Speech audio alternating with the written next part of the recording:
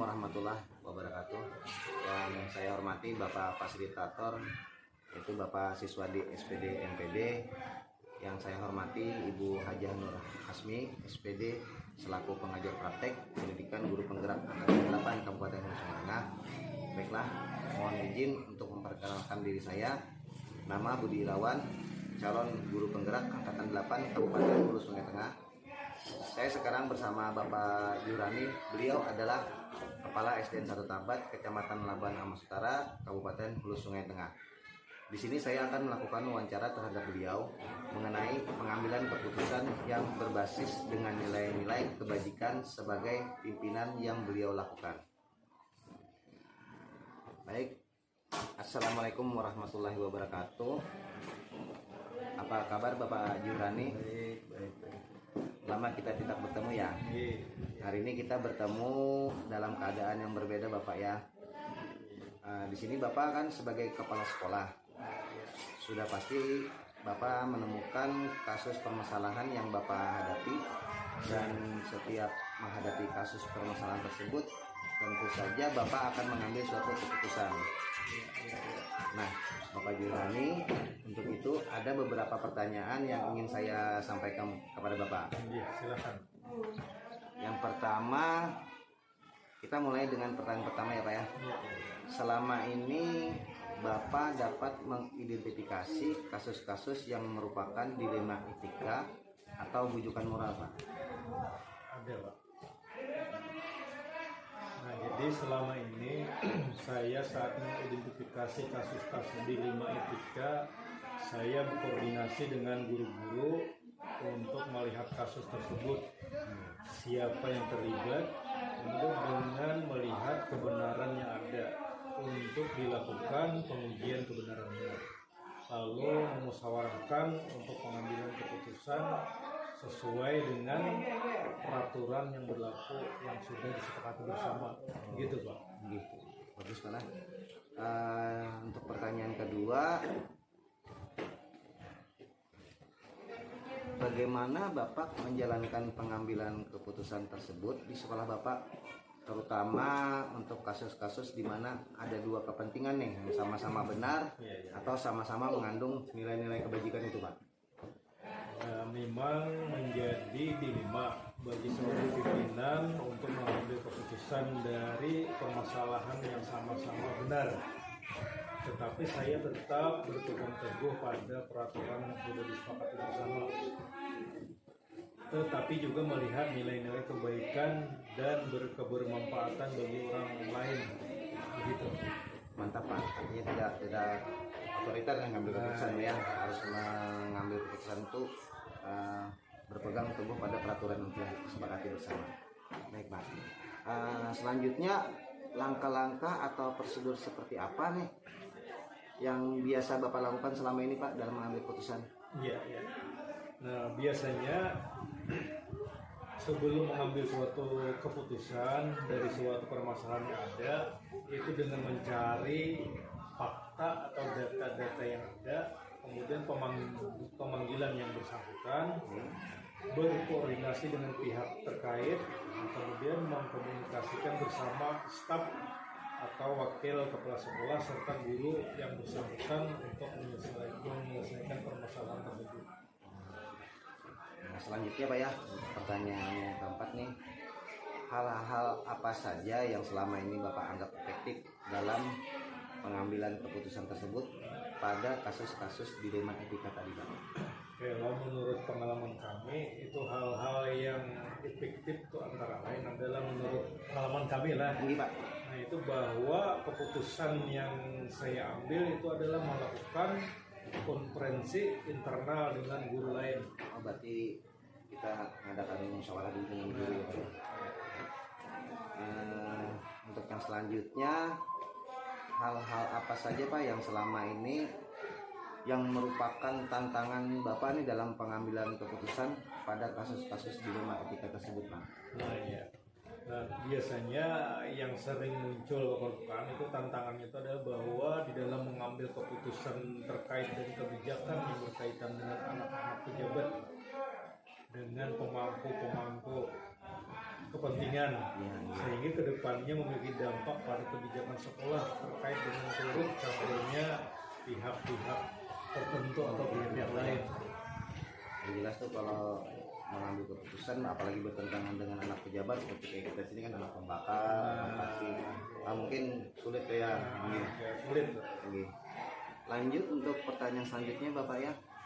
Apakah Bapak memiliki sebuah tata kelola atau jadwal tertentu nih dalam sebuah penyelesaian kasus dilema etika? Apakah Bapak langsung menyelesaikan di tempat atau memiliki sebuah jadwal yang sudah tersusun nih untuk menyelesaikannya? Bentuk atau prosedur seperti apa yang Bapak jalankan, Pak? Nah, itu karena kasus itu muncul tidak rutin sehingga tidak ada jadwal khusus Pak dalam penyelesaian kasus dilema etika, tergantung ringan beratnya kasus. Iya Pak. Jika kasus itu ringan maka bisa diselesaikan secara langsung saat itu juga. Tetapi jika permasalahannya berat sehingga memerlukan penanganan melalui tahapan-tahapan yang berlaku, yaitu meninjau data dan fakta, komunikasi dengan semua pihak, saya dengan murid, koordinasi dengan musyawarah dengan tim yang mengambil keputusan yang terbaik. Jadi kasus sesuatu permasalahan itu kan tidak harus ada jadwal Pak ya, jadinya Iya. di saat apapun kasus itu pasti terjadi. Nah, iya. Untuk pertanyaan yang ketujuh nih Pak ya, adakah seseorang atau faktor-faktor apa nih yang selama ini yang mempermudah atau membantu Bapak dalam mengambil keputusan sesuai dengan kasus-kasus dilema etika tadi Pak? Ya, faktor-faktor yang mempermudah dalam mengambil keputusan tersebut adalah koordinasi yang pertama itu. Koordinasi dengan pihak tim, misalnya wakil atau staf, bahkan guru, kemudian bisa juga melibatkan komite, wali murid, serta peraturan yang berlaku saat itu. Oh, iya. Nah, sekarang sampai pada pertanyaan terakhir Pak ya. Oh iya. Dari semua hal yang telah disampaikan, pembelajaran apa nih yang Bapak petik dari pengalaman Bapak mengambil keputusan dilema etika tadi Pak? Pengalaman Bapak. Nah, kalau pengalaman atau pembelajaran yang dapat diambil dari pengambilan keputusan tersebut adalah bahwa pentingnya komunikasi, Bapak. Pentingnya komunikasi, kemudian koordinasi yang baik semua pihak agar di dalam pengambilan keputusan akhir itu sesuai dengan sasaran dan berdampak positif bagi pihak-pihak yang berkepentingan, khususnya keberpihakan kepada murid. Nah, Berarti sesuai dengan mutunya atau dari pihak Jadiantara bahwa kita nih di sekolah ini sekarang suatu keputusan apapun harus berdampak dengan murid Pak ya. iya. Demikian tadi Bapak Jurani dari beberapa pertanyaan yang saya ajukan kepada Bapak. Alhamdulillah banyak sekali informasi, pengetahuan serta pengalaman yang saya peroleh dari Bapak. Terima kasih atas waktu dan kesempatan Bapak Jurani yang diberikan kepada saya. Dan untuk mengakhiri wawancara saya dengan Bapak selaku Kepala SDN 1 Tabat dengan mengucapkan Assalamualaikum warahmatullahi wabarakatuh. Waalaikumsalam warahmatullahi wabarakatuh. Ya, sip.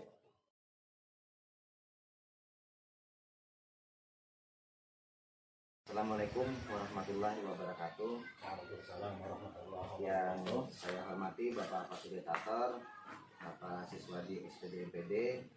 Yang saya hormati Ibu Haja Nur Hasmi, SPD selaku pengajar praktik pendidikan guru penggerak Angkatan 8 Kabupaten Sungai Tengah. Baiklah, mohon izin untuk memperkenalkan diri saya. Nama Budi Irawan, calon guru penggerak Angkatan 8 Kabupaten Sungai Tengah. Saya sekarang bersama Bapak Muhammad Said Rija, SPD. Beliau adalah Kepala SDN Pahlatan, Kecamatan Labuan Amas Utara, Kabupaten Sungai Tengah. Di sini saya akan melakukan wawancara terhadap beliau mengenai pengambilan keputusan yang berbasis dengan nilai-nilai kebajikan sebagai pimpinan yang pernah beliau lakukan. Baik Bapak, Assalamualaikum warahmatullahi wabarakatuh. Bapak. Waalaikumsalam warahmatullahi wabarakatuh. Apa kabar Pak Riza? Alhamdulillah baik. Alhamdulillah baik. Mudah-mudahan Bapak juga demikian. Ya, alhamdulillah dalam keadaan baik juga Pak dan sehat. Lama kita tidak bertemu ya Bapak ya. Ya, benar sekali. Hari ini kita bertemu dalam keadaan yang berbeda nih. Nah, Bapak kan sebagai kepala sekolah di sini sudah pasti ada menemukan permasalahan yang Bapak hadapi, dan setiap menghadapi permasalahan tersebut tentu saja Bapak akan mengambil sebuah keputusan dalam menyelesaikan permasalahan tersebut. Benar sekali. Nah Bapak, untuk itu di sini saya ada beberapa pertanyaan yang ingin saya sampaikan kepada Bapak. Selama ini bagaimana Bapak dapat mengidentifikasi kasus-kasus yang merupakan dilema etika atau bujukan moral? Dari kasus yang ada, Bapak, orang itu membedakan menjadi dua, yaitu antara dilema etika dan bujukan moral. Dilema etika ini adalah ketika kita dihadapkan pada dua situasi yang mana kedua situasi itu secara moral benar, tetapi saling bertentangan. Sedangkan kalau bujukan moral itu adalah ketika kita dihadapkan pada dua situasi di mana kita harus mengambil keputusan antara benar versus salah. Selama ini bagaimana Bapak menjalankan pengambilan keputusan tersebut di sekolah Bapak, terutama untuk kasus-kasus di mana ada dua kepentingan yang sama-sama benar atau sama-sama mengandung nilai kebajikan, Pak?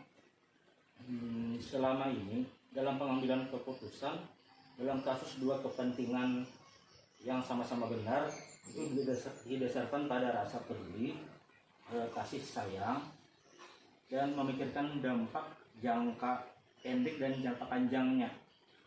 Di situ terkadang saya mengambil empat paradigma ketika pengambilan keputusan tersebut, yaitu yang pertama adalah individu versus kelompok, yang kedua kalau tidak salah rasa keadilan lawan rasa kasihan, justice versus mercy. Selanjutnya adalah kebenaran lawan kesetiaan, truth versus loyalty, dan yang keempat jangka pendek versus jangka panjang, short term versus long term. Begitu Pak. Mantap Bapak dalam mengambil keputusan. Jadi untuk langkah-langkah atau prosedur seperti apa yang biasa Bapak lakukan selama ini Pak dalam mengambil keputusan? Langkah atau prosedur dalam mengambil keputusan yang dilakukan selama ini adalah dengan melakukan analisa kasus, melihat apa saja yang terlibat, nilai-nilai apa saja yang bertentangan, dan fakta yang mendukung, serta melakukan uji benar atau salahnya. Begitu Pak biasanya yang saya lakukan. Ya, jadi Bapak banyak menggunakan pertimbangan dalam Iya, ada sampai ya. Nah, terus untuk pertanyaan selanjutnya, hal-hal apa saja yang selama ini Bapak anggap efektif nih dalam pengambilan keputusan pada kasus-kasus dilema etika tersebut Pak? Hal-hal yang selama ini saya lakukan Pak ya, Yang dianggap efektif ya. Di situ saya mengenali bahwa ada nilai-nilai yang saling bertentangan Pak, dalam situasi tersebut, dan habis itu adalah menentukan siapa saja terlibat dalam situasi tersebut. Setelah itu mengumpulkan fakta-fakta yang relevan dengan situasi tersebut, kemudian melakukan pengujian benar atau salah, dan pengujian paradigma benar lawan benar. Gitu Pak. Dan selanjutnya hal-hal apa saja nih Pak yang selama ini merupakan tantangan Bapak dalam pengambilan keputusan pada kasus-kasus tersebut tadi Pak?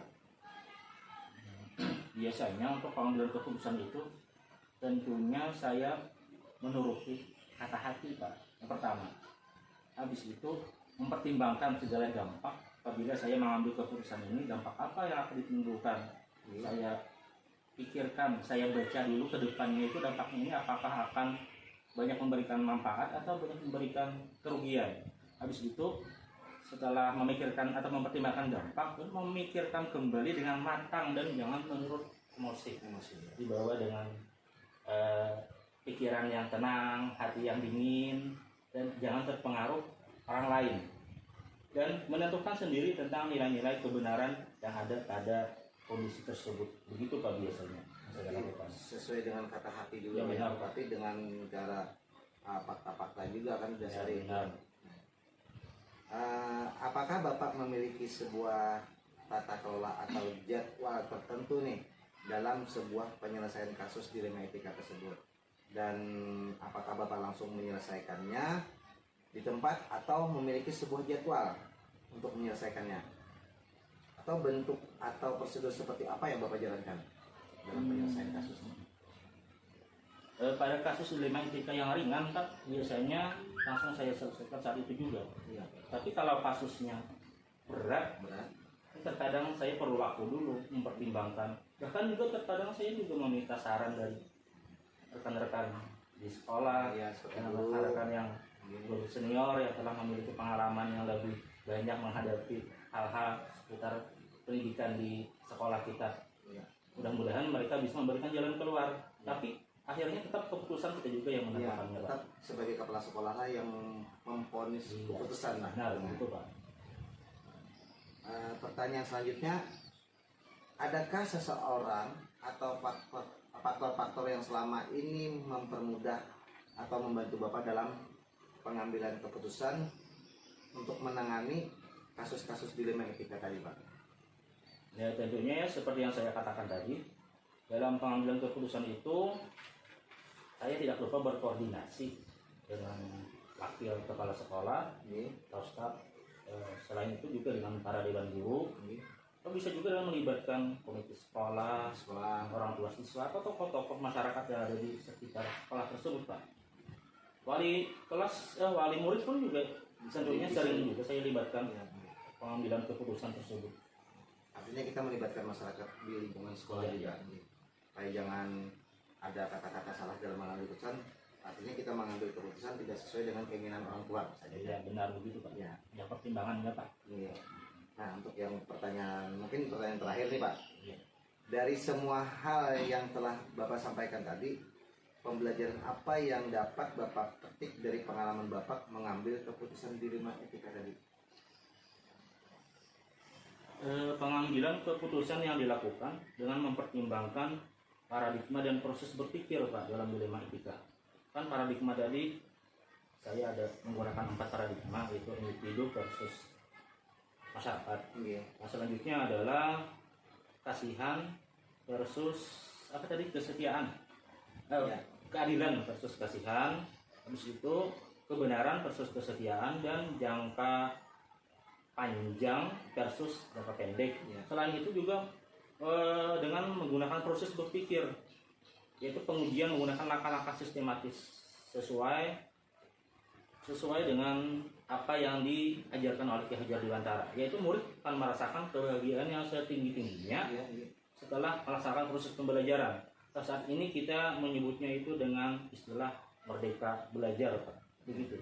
Berarti kita tetap untuk sesuai dengan kurikulum yang baru ini, kurikulum merdeka, kita semuanya harus berpihak kepada murid. Benar, itulah tujuan utama kita, Pak. Apapun yang kita lakukan, hendaknya semuanya harus berorientasi atau berfokus kepada murid dan murid. Itulah tujuan utama kita sebagai pendidik Iya. dan tenaga kependidikan Iya. sekolah ini. Mantap Bapak, terima kasih banyak. Nah, demikian tadi Bapak Rija dari beberapa pertanyaan yang saya ajukan kepada Bapak. Alhamdulillah banyak sekali informasi, pengetahuan serta pengalaman dari Bapak yang sudah saya peroleh dari Bapak ini. Terima kasih atas waktu dan kesempatan yang Bapak Reza berikan kepada saya. Dan untuk mengakhiri wawancara saya bersama Bapak Muhammad Said Reza selaku Kepala SDN Pahlatan dengan mengucapkan Assalamualaikum warahmatullahi wabarakatuh. Waalaikumsalam warahmatullahi wabarakatuh. Terima kasih Bapak. Ya, tetap semangat.